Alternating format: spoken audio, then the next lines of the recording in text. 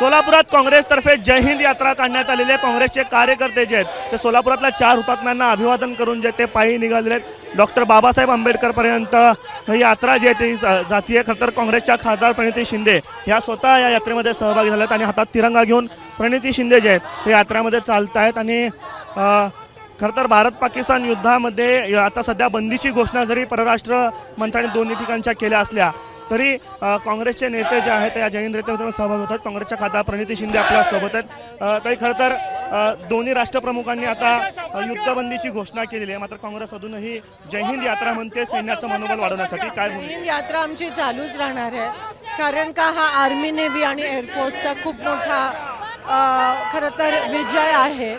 आणि cease fire हे ट्रम्पनी त्या ठिकाणी पहिले ट्विट केला। मला असं वाटतं की हे खरं तर पाकिस्तानी सरेंडर केलं पाहिजे। पाकिस्तानची हार आहे, भारताची जीत आहे। भारतीय सैन्य जे आहे त्यांचा विजय आहे।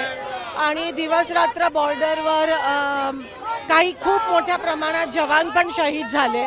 आज मी त्यांना पण श्रद्धांजली अर्पित करते। आणि भारताच्या आर्मी आणि नेव्ही एअरफोर्सने जे पेशन्स दाखवले, कारण का पाकिस्तान वारंवार ड्रोन्स पाठवत होतं, कुठे 400 कुठे 500, पण आपण खूप मोठ्या प्रमाणात रिटॅलिएट करू शकलो असतो। पाकिस्तान हे एक रोग नेशन आहे आणि त्यांच्याकडे 3 दिवस उरेल एवढा पैसा आणि आर्टिलरी आणि अम्युनिशन आहे। त्या प्रमाणात भारत आपण खूप मोठे आहोत। खूप आपलं तुम्ही काल बघितलं आपले जे अँटी डिफेन्स मेकॅनिझम होतं ते एवढ्या प्रचंड प्रमाणात चांगलं काम करत होतं। आपण पहिल्या दिवशी वॅक्स पाकिस्तानचं डिस्ट्रॉय केलं, जे त्यांचं एअर सर्वेलन्स प्लेन आहे ते डिस्ट्रॉय केलं। आणि आपण प्रत्येक बाबतीत त्यांच्या पुढे आहोत। तर खरं तर पाकिस्तानी सरेंडर केलं पाहिजे। आणि खूप डॅमेजेस आपण त्यांच्यावर इन्फ्लिक्ट केलेत। तर एकंदरीत आपले आर्मी नेव्ही आणि एअरफोर्सचा खूप मोठ्या प्रमाणात विजय आहे। आणि जेवढे जवान शहीद झालेत त्यांना मी श्रद्धांजली अर्पित करते।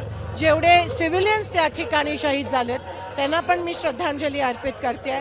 काँग्रेस पक्षाने आधीच आम्ही सांगितलं की आम्ही अक्रॉस म्हणजे ही काही राजकारण करण्याची वेळ नाही आहे आणि आपण सगळे एकत्र आहोत। हिंदुस्तान जिंदाबाद हा नारा लावून, आपली सेना जिंदाबाद हा नारा लावून आज आम्ही ठिकठिकाणी सगळीकडे जय हिंद यात्रा आम्ही सुरू केली। पहलगामचा ज्यावेळेस हल्ला झाला त्यावेळेस असं सांगितलं होतं काँग्रेसनं की आम्ही सरकारच्या पाठीमागं आहोत, सरकार काही निर्णय घेतला तरी।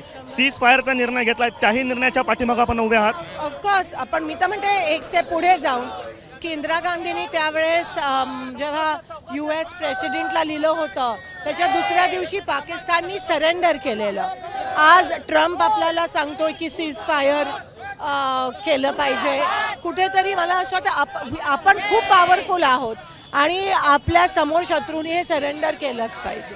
झालं पाहिजे तसं सरेंडर जे आहे ते पाकिस्ताननं खरं तर केलं गेलं पाहिजे होतं असं खासदार प्रणिती शिंदे या ठिकाणी मत व्यक्त करतायत। मात्र जे निर्णय या ठिकाणी दोन्ही राष्ट्रांच्या नेत्यांनी घेतलेला आहे त्या निर्णयाला अर्थात पाठिंबा आहे। मात्र काँग्रेसनं ज्या पद्धतीने इंदिरा गांधींच्या काळामध्ये युद्धनीती वापरलेली होती आणि त्याचा परिणाम जो आहे तो खरं तर सीज फायरचं झालंच होता। मात्र त्यानंतर देखील पाकिस्ताननं सरेंडर केलेलं होतं।